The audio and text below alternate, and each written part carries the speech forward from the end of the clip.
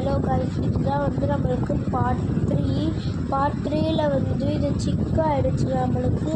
So நம்மளுக்கு இப்போ plan change ஆகிடுச்சு. பர்பிள் கிடையாது,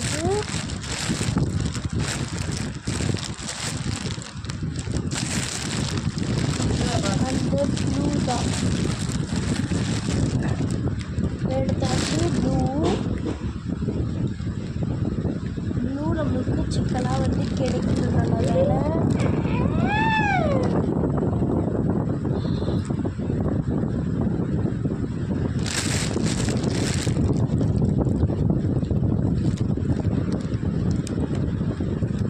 இப்போ ப்ளூவும் நம்ம அதே மாதிரி சேமாக எடுத்துக்கணும். ஃபஸ்ட்டு நம்ம அதுக்கு சிசர் எடுத்து கட் பண்ணிக்கலாம் வாங்க.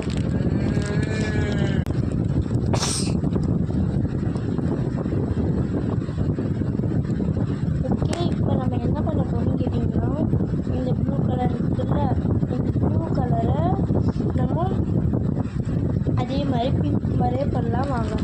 இப்போ நம்ம ப்ளூவும் அதே மாதிரி பண்ணி எடுத்தாச்சு.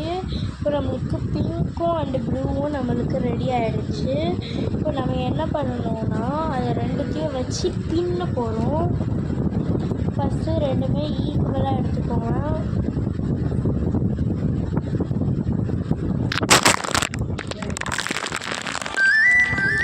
இப்போ பார்த்தீங்கன்னா நம்மளுக்கு 2 கலர் மட்டும் கிடைச்சா பத்தாது, ஒரு கலர் மட்டும் நம்மளுக்கு கிடைக்கும். கலர் நான் எடுத்திருக்க கலர் தான் ஸ்கின்னு. இப்போ அதே மாதிரி இப்போ நான் இதையும் ஈக்குவல் பண்ணி கட் பண்ணி அதே மாதிரி முடிச்சு போட்டுட்டா போயிடுச்சு. அதே மாதிரி இதையும் முடிச்சு போட்டு எடுத்தாச்சு. இப்போ நம்மளுக்கு 3 கலர் கிடச்சிருச்சா. இப்போ நம்ம இந்த 3 கலரை வச்சு தான் பின்ன போகிறோம். ஓகே, இப்போ இதை 4th பார்ட்குள்ளே நான் முடிச்சிடுவேன். 3rd பார்ட் இதை வச்சுட்டு ப்ளூ கலர்